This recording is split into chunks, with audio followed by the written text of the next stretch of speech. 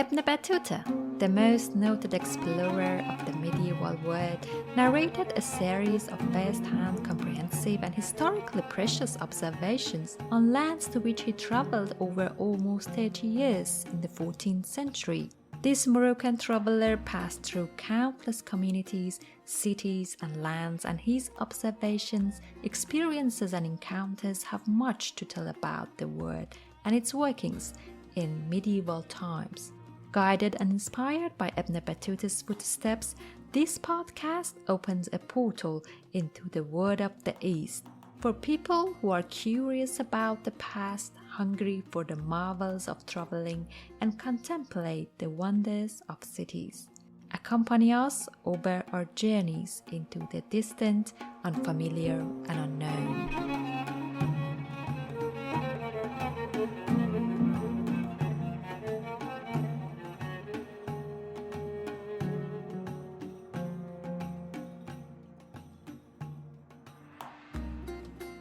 The day of the Mahmal at Cairo.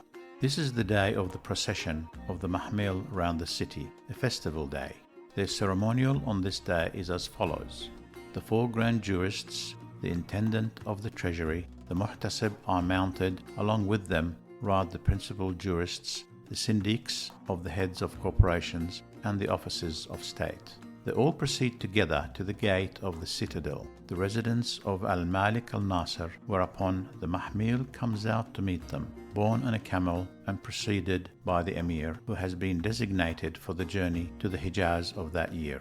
With him are his troops and a number of water carriers mounted on their camels. All classes of the population, both men and women, assemble for this ceremony. Then they go in procession with the Mahmil round the two cities of Al-Qahira and Misr, accompanied by those whom we have mentioned, and with the camel drivers singing to their camels in the lead.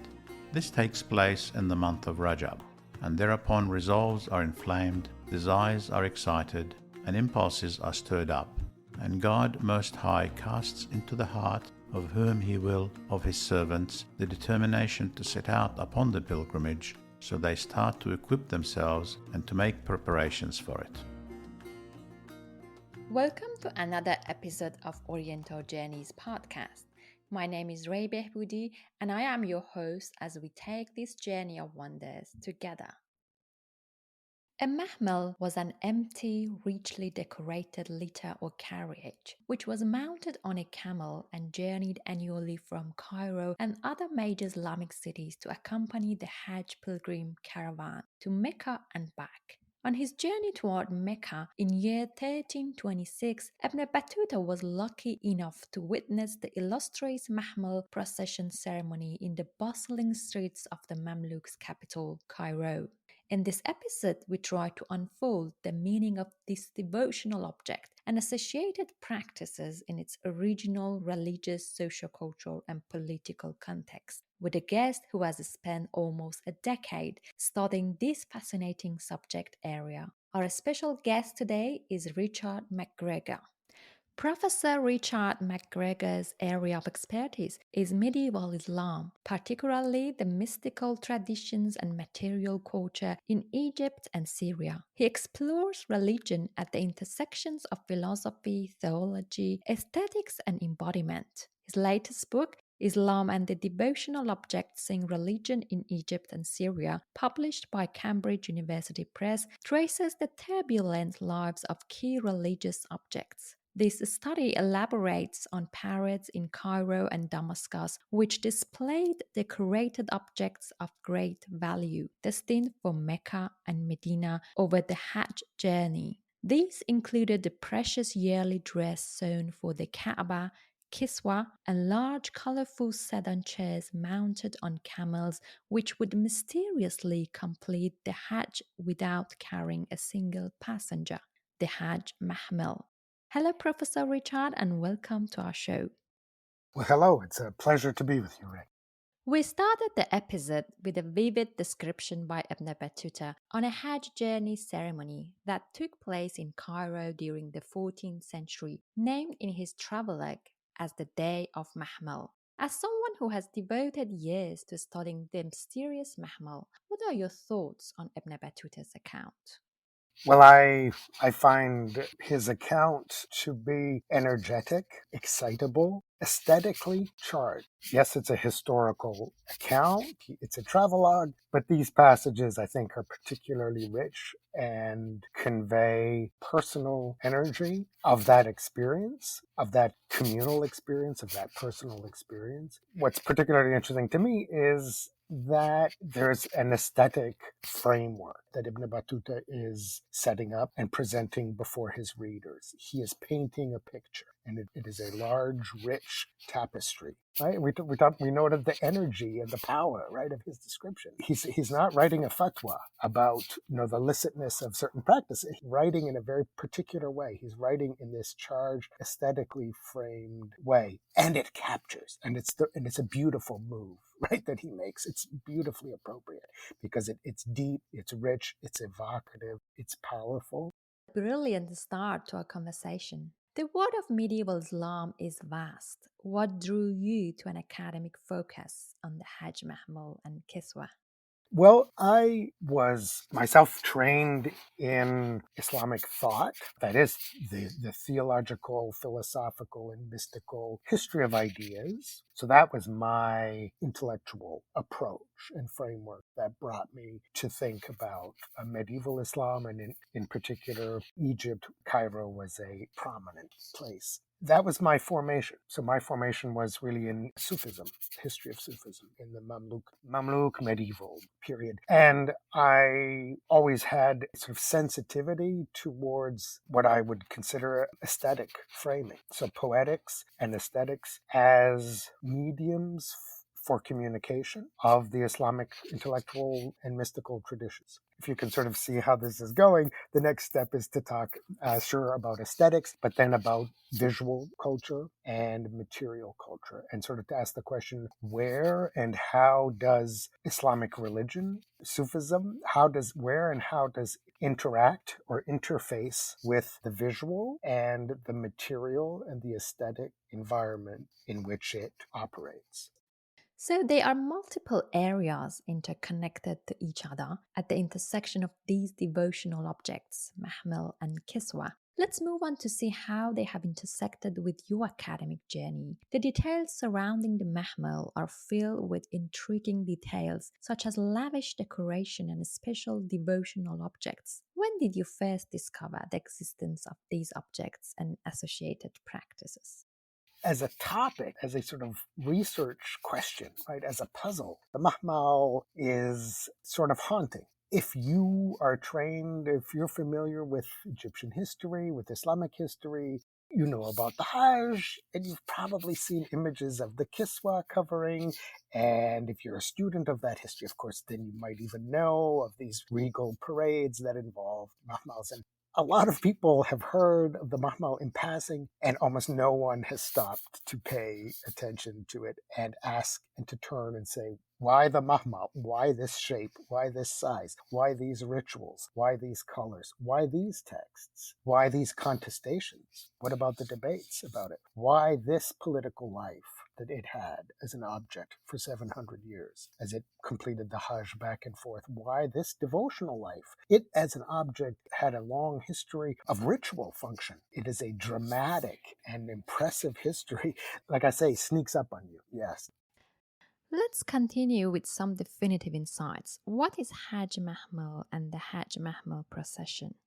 The wonderful thing about the Mahmal is it guards its secrets. There are plenty of outstanding questions that we've never been able to answer. The first is on the origin. So the Mahmal appears in the Hajj ritual in Cairo around 1260 under Sultan Baybars. Later Romantic literature would ascribe the Mahmal to his predecessor, Shajardur, who was a female sultan just before him, roughly the same period, so middle of the 13th century. We don't know. All that the documents have revealed, the object just appears.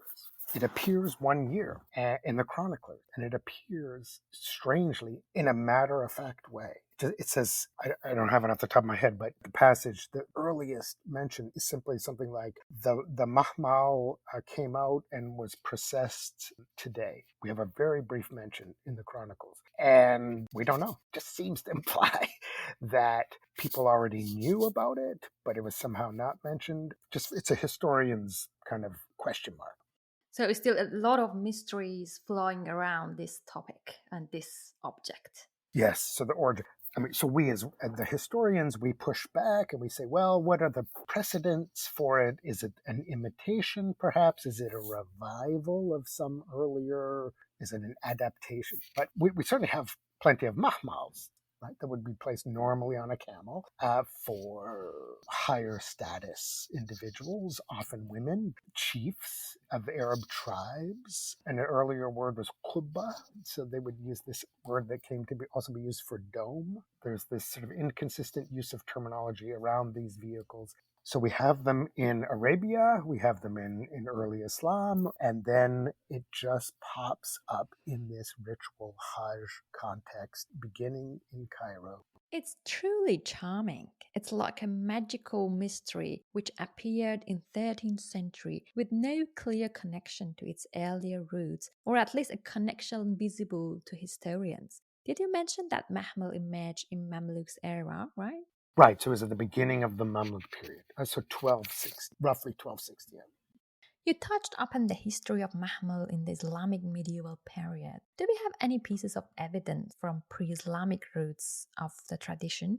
We know from an important chronicler of Mecca, and his name was Al-Azraqi, he mentions the month of Rajab celebrations in Mecca. And he talks about there would be these neighborhood processions, included palanquins of some kind. He doesn't give us a lot of detail. And Rajab was a sacred month, is sort of still in Islamic tradition. So the month of Rajab and processing that in early Islamic history and in the medieval period and in Cairo was time also for these processions that became more or less linked to the Hajj month at the end of the year. So the 7th month to the 12th month. So there would be this early procession in Rajab, and the chroniclers talk about it as stoking the desires for people to go on the Hajj, or getting people to think about going on the Hajj and celebrating. Oh, the Hajj is coming in a few months, and here's the parade to celebrate it. Azraqi talks about some of these neighborhood processions. Those don't continue into the medieval period in Mecca. It's not clear that they're the origin or that they're the inspiration for Cairo several centuries later to kind of reframe and reintroduce these empty palanquin processions and link it specifically to the Hajj. That's a bit of a leap, but it is some kind of parallel. As a practice, as a technology, as an object, right, as it's a conveyance, and it's a high status conveyance in Arab context. The question is, how does it jump from that being a vehicle to becoming a religious, ritual, ceremonial object and empty? There's a missing link for us. And I will get back to this mysterious fact that this letter was empty. You mentioned the months of Rajab, and we know that Mahmal was dispatched in the months of Rajab from Cairo. What is special about these months in the Islamic calendar, or even the pre-Islamic context?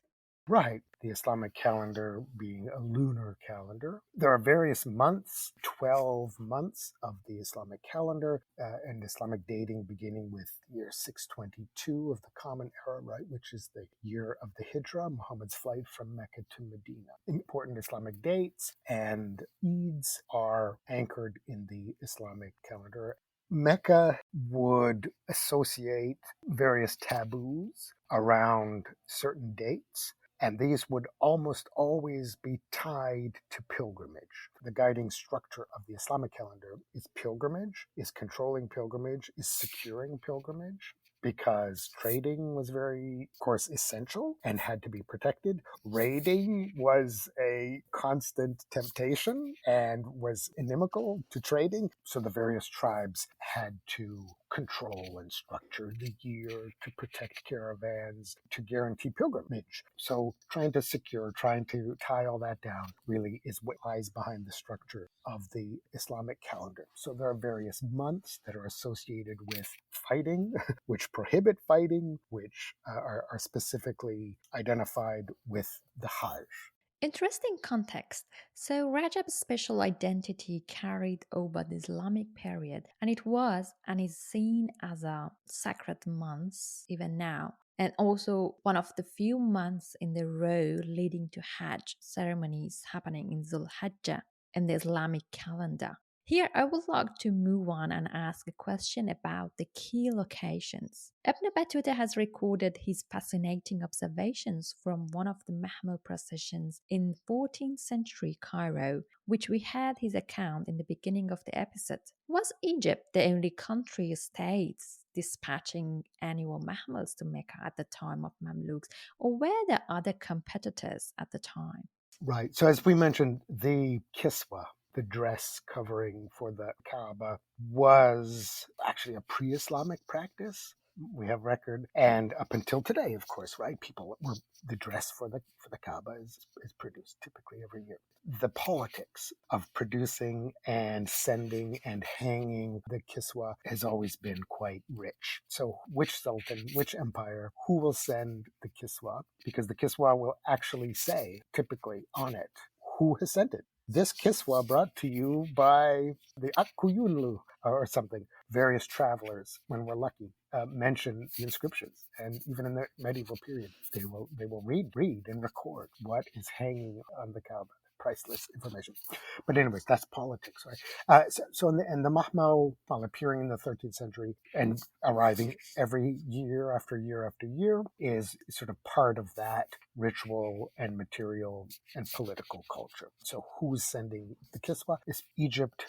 The Mamluks said, okay, it's going to be us. We will produce the Kiswa, and we will send a Mahmal every year. And on both of them, we will inscribe our names, of course, with various pious statements, Quranic passages, right, to decorate the Kiswa. But as I said, patron names often included on these objects. So there's this melding of politics, religion, and devotionalism and ritual woven up literally and displayed on these objects. In this sense, can say that Kiswa and Mahmud were serving some prominent political purposes, and maybe sultans were competing with each other to take the credits for dispatching Kiswa and Mahmud. Right. And as we track the history of surviving Mahmals, or at least even examples that we know historically of Mahmals, the political story is inextricable from the aesthetic, devotional, ritual history. So we can mark the middle of the 13th century to the middle of the 20th for the Egyptian Mahmal. There are various permutations. It's at times under the Ottomans, etc., but we can call it a Cairene Egyptian Mahmal. Parades and performs the Hajj for 700 years. At various points in that history, during that 700-year history of the Cairene Mahmals, there were various rival Mahmals sent or attempted to send them. These included Mahmals from Yemen, which is waiting to be studied. There were Mahmals sent from Istanbul, primarily. There were several that were sent from Istanbul. So in the 16th, 17th, 18th, 19th centuries, Istanbul, of course, under the Ottoman Empire, would often send a Mahmal. The politics make it a bit tricky because Egypt became part of the Ottoman Empire and didn't have a right theoretically to send its own Mahmal, but it continued to send its own Mahmal. And we have some wonderful modern accounts of 3 Mahmals showing up in Mecca, and it's an awkward sort of standoff. Which Mahmal has precedence? What's going on here? Is this a problem? And at times there was a conflict. And with the rise of the House of Saud, inspired by Wahhabi version of a more austere Islam, the Mahmal came to be more and more contested. Not contested with a rival Mahmal, right? But contested to its illicit nature of the parading and processing of the Mahmal. It became last chapter, we can say, of Mahmal contestation was with the rise of Wahhabi-inspired Islamic reform that challenged many Islamic practices, many well-established practices, and the Mahmal was one of them. And that led to awkward, open political debate about the politics and the appropriateness of these, as it was put, sort of shows of force, this projecting of power by the Egyptians over the Hajj. And the conservatives in Mecca, but also in Cairo and elsewhere, developed this line of argumentation to say, well, maybe we shouldn't be sending a great big, pretentious mahmal that makes a splash and attracts all this attention and makes all this noise. We have to send all these soldiers to protect it, and it's really a projection of power in a religious environment. And these arguments in the early 20th century started to gain traction, but it took several decades for them to really have an effect. And it was up into 1953. 1953, Egypt stopped sending the mahmal. Oh, this should have been a sad historic milestone for Egypt and especially Cairo.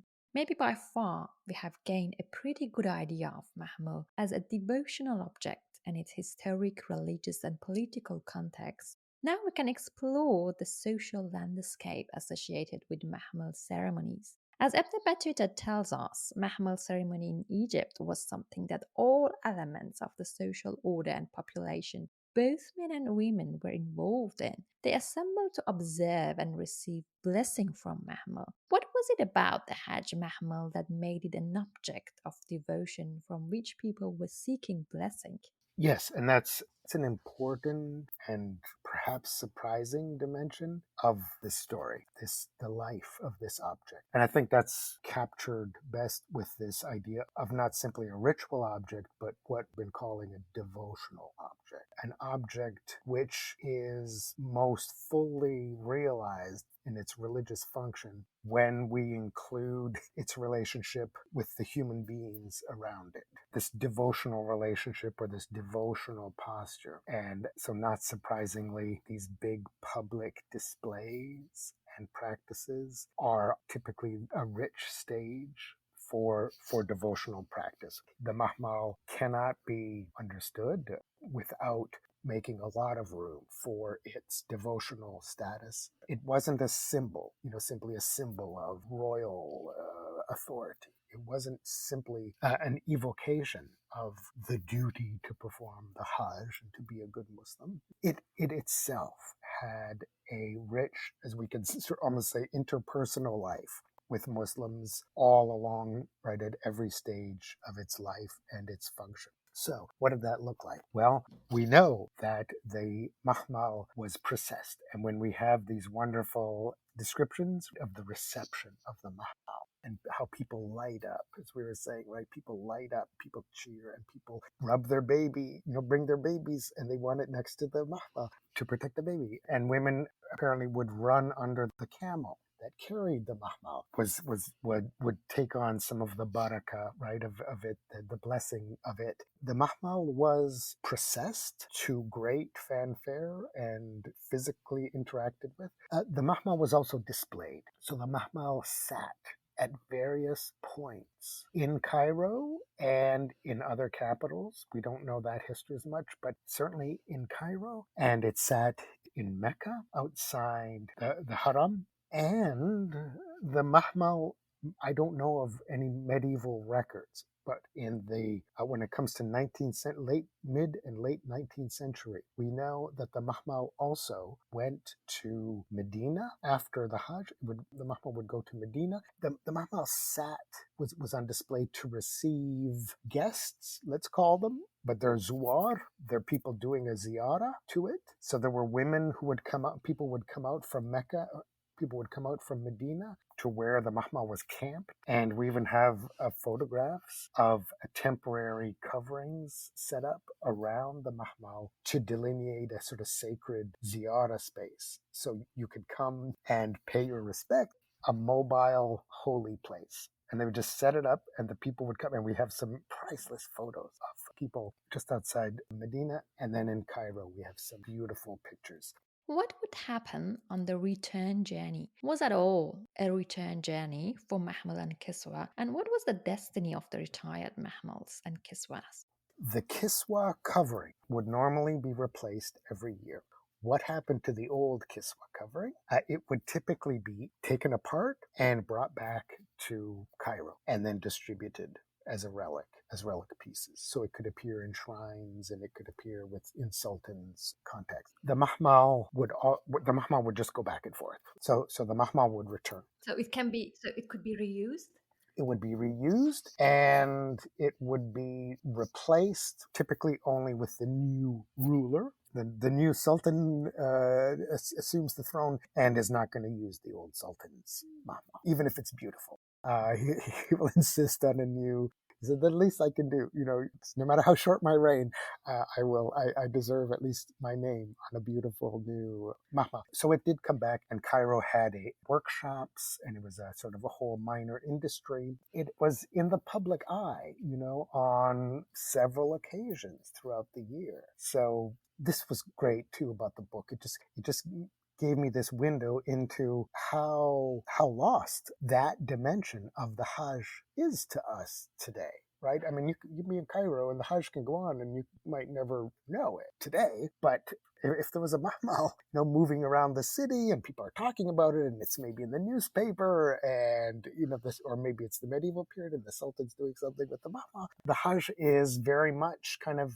a shared thing. As a Cairene, you would just be part of almost your yearly routine. The Hajj wasn't simply just something that a select few ran off and did in the desert. It was a big urban practice. We celebrated it. We mourned it when when problems occurred. We had this deep devotional relationship with this object. It appeared in public. It guides the visuality of these vast, brightly colored, brightly inscribed objects on the tallest camel, right, that they can find, the biggest, the strongest camel at the front of the caravan, going off into the desert. This traumatic public biography to be told of this object. From every perspective, it appears that Mahmal procession was a prominent, astonishing, and overwhelming practice, with a lot to tell us about the society and its working.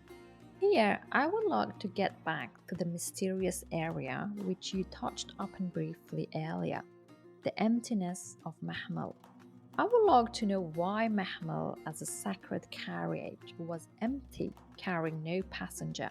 I think that's a big question, and we don't know. That fact, the fact that it's empty, has not stopped reporters, chroniclers, travelers at various points in history, medieval, pre-modern, even modern, filling in that blank and saying, well, surely there must have been something. So yes, there were Qurans inside, or some of the most kind of far-fetched simply say, oh, well, the Kiswa's inside, which is barely physically possible. It'd be too heavy to put all that in there, but it was associated with the Kiswa. So they say, well, I don't know, I guess maybe the Kiswa's it. So these things float around. If you go off and try to recreate and try to track down all of that history, you come across various almost offhand references to what's inside. Evliya Shalabi, so we get up into the 17th century, he mentions relics. He says Fatima rode in it. I think he knows that's not true. But anyways, he and others offer various details that, at least right now, quite confident are just not true.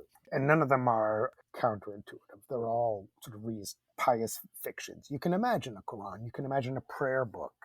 There are accounts say, oh, well, surely there's prayers to the prophet books inside. No one has seen them, and they don't exist. So no concrete evidence, no concrete pieces of evidence. We have only some hypotheses about what was inside.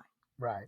And you and I are free to speculate. What is the function? What does it, if you want to go back to the aesthetic model, right? How is that a powerful communication? This giant 10, 12 feet high, very imposing object comes around the corner of, medieval Cairo. Imagine it. Or is out in the desert. You come around over a sand dune and you see this hugely colored object and it's empty. Well, you know what else is empty?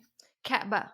Right. The Kaaba very early on held, some objects, but is famously empty, and there's no sort of theological line, to argue out of that, as far as I know. But yeah, the emptiness has a function.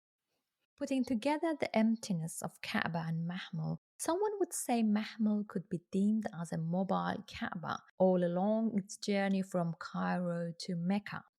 According to many witnesses, Sufis and dervishes were also present in the Mahmal parade in Cairo. Who are these entities and how were they distinct from other groups, and why did their presence add to the occasion of the ceremony?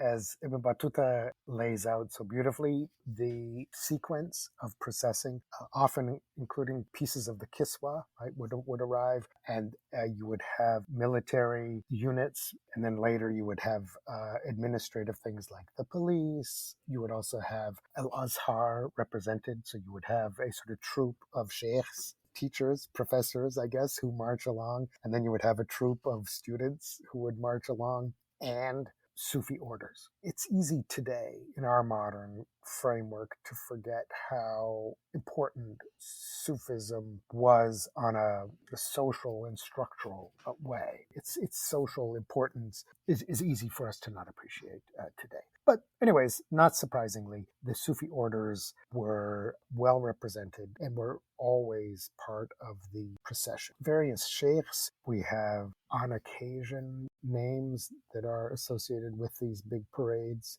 Not a lot of detail because these aren't, well, we're just lucky for the details we have. But yes, we have this parades that march by and present to the eye, present to the spectators, right? These sort of units. This is our society, and here are the units, and they're all represented by these troops. I think in your book you have mentioned that each Sufi order brought and displayed their distinctive flags and banners in the ceremony. What these visual elements were representative of in the Mahmal parade? Yeah, and I focused in the book a chapter on banners, which sort of the more I thought about it, the more curious a banner is as an object. Hard to categorize, right? Because you say, well, is a banner an image? Is a banner a text? Is a banner just a prop in a parade? What is a banner? The more you dig, the more complicated and all interwoven and nuanced banners become, because they're visually charged objects, they're texts, but they're not really texts to be read in the normal way that we read things, but they're subject to this kind of glance reading. A banner has to say something, and it has to say it properly, but it just evokes its own textuality. It's not that we sit down and read banners normally. They just kind of bounce past us as part of a complicated composition. So yeah, thinking about textuality, about performativity and embodiment, and the visuality of banners, which was central to Sufi public display. The orders needed to show themselves. They needed to announce their devotional presence in public. Right? We are here, but we're here in this capacity. We're in here as Sufis to do these devotional things. And the banners were a way to tag or to kind of label or to make explicit or frame out what they were doing, and inextricable from the parade. So we can say that banners brought by Sufis to Mahmal ceremony is another visual element with a lot of room for exploration. I've got a couple of more questions which are about the physical features of the Mahmal. By now, everyone should be so curious to know about the Mahmal appearance. What were Mahmal's shape like and what features did they have? For example, the colors. How large were they? And even if empty, could a person have fit in there with two people? Right. So Mahmals were large. The oldest surviving Mahmal is from the beginning of the 16th century, and it's Sultan Huri's Mahmal, and it's a spectacular yellow Mahmal. It's just eye-popping. It's sort of the glimmering gold, and beautifully inscribed with interesting text. It's a killer piece, and it's preserved. It's just kind of a miraculous preservation, and several others. So each century, there's a sort of handful of Mahmals that survive, and they're Egyptian, and as time goes by, more and more Ottoman Mahmals.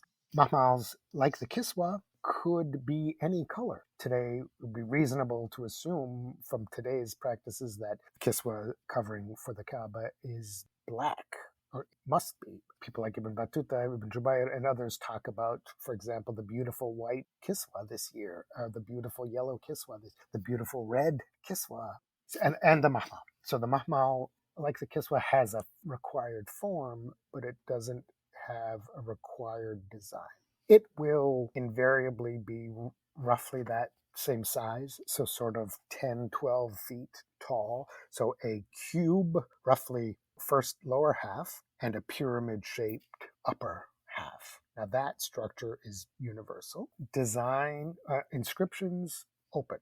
But inscriptions are going to be Quranic passages, Ayatul Kursi, but who knows? But you're going to have Quranic passages. You will have patron statements, sometimes renovation statements. This Mahmal was built by so and so, but renovated by. If you're lucky, you'll get information right inscribed on them.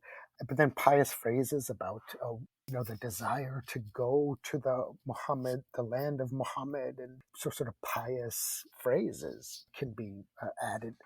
The structure won't change, but the inscriptions will change. The coloring will change. And Ottoman, so from 18th, 19th century, Mahmals coming from Istanbul became quite elaborate, more elaborate fabric. So they were much more textured, what we might say kind of almost Baroque looking design to it. But the standard shape, yeah, that was standard.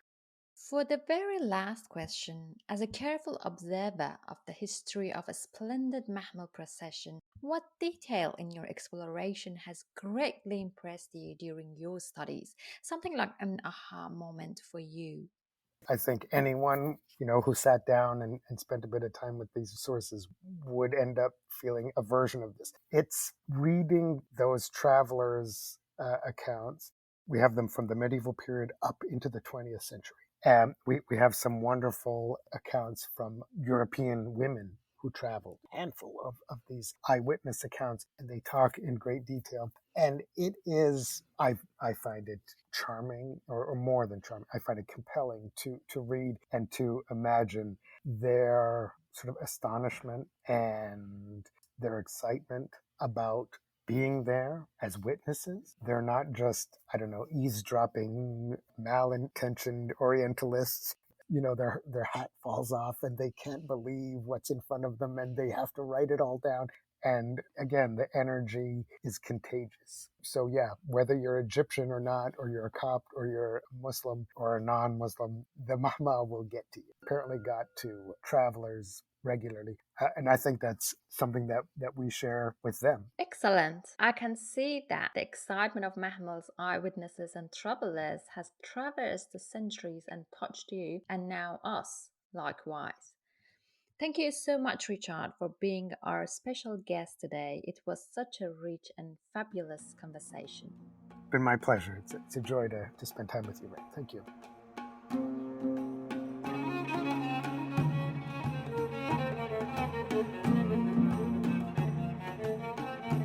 All the passages from Ibn Battuta Observations have been selected from the English translation, The Travels of Ibn Battuta, translated from Arabic to English by Hamilton Gibb and Charles Beckingham, published for the Huckroad Society in 5 volumes. Our editor and creative consultant is Kate O'Connell. Aydogan Kars and Ashkan Bahrani are our content advisors from Monash University. Frank Joachim reads the passages from The Travels of Ibn Battuta. The music was composed by Ali Gogin and Tia Goodwin, cover art designer. You can follow Oriental Journeys on Apple Podcasts, Google Podcasts, and Spotify. You can also check out our website www.theorientaljourneys.com, which contains key information and codes on each episode.